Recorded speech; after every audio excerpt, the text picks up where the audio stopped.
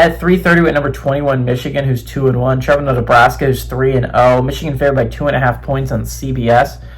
Bryce Underwood has gone 46 of 80 for the Wolverines and for 628 yards, 2 touchdowns, 1 interception.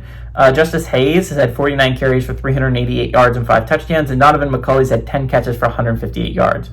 Dylan Raiola for the Cornhuskers has gone 72 and 94, thrown for 829 yards, 8 touchdowns, 0 interceptions. Emmett Johnson has had 52 carries for 326 yards and 4 touchdowns, and Dane Keyes had 13 catches for 190 yards and 3 touchdowns. Michigan's 8-4 against Nebraska all time. Last 4 games have gone to Michigan from 2018 to 2023. And Michigan's 2-1 when traveling to Nebraska, and they're 2-2 in one possession football games against Nebraska. Last win at home for the Cornhuskers was in 2012. And Matt Rule's 0-1 against the Wolverines in his career here at Nebraska. Again, pretty important game for both sides. You're talking about the Michigan side, right? This is a game you gotta win because you already sit at 2-1, right? You really can't afford to drop another game if you're Michigan unless that's the Ohio State game, because they have Ohio State at the end of the year. A game that I don't think Michigan can win, but they've done it in the past couple years, so who knows? But that's the game you would like to be able to lose that game if you're the Wolverines. Not to mention USC looks like a scary threat on the schedule. You cannot afford to go on the road to Nebraska and lose. You just can't do it if you're Michigan. That puts you in a drastically bad spot to try to make the college football playoffs. From the Nebraska side of things, you probably could afford this loss here, right? Like, the only other ranked teams they saw on the schedule is USC and Penn State.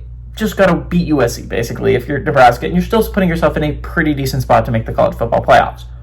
But if you're Nebraska, if you beat Michigan at home, you're putting yourself in a great spot to make the college football playoffs. That means you just have to not mess up against unranked teams.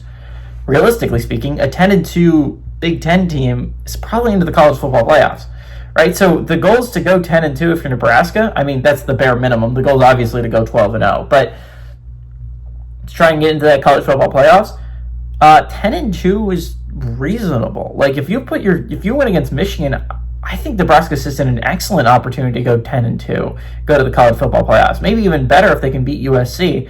Right? Nebraska is a really underrated team, I think. They have one of the best passing defense in all of college football.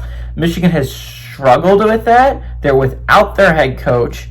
I don't love how this goes for Michigan, right? And you're talking about Nebraska having one of the best pass defenses in all of college football, going up against a true freshman quarterback that struggled against Oklahoma. And how much of that was they refused to open up the playbook for Bryce Underwood, and how much of that was he just wasn't reading the defense well is very interesting. But Nebraska has a very, very tough defense this year passing the ball. There's guys like Brendan Sorsby, who's been in college football a long time, that could not move the ball against this Nebraska defense. This passing defense is really good for the Cornhuskers. I think this is a Cornhuskers team that's a sneaky dark horse for the college football playoffs. They were on my list of 12 teams that could make the college football playoffs that aren't in the top 25. I stand by that prediction. I think Nebraska is a hell of a football squad, and I think they pull it off. Give me the upset at home for the Cornhuskers.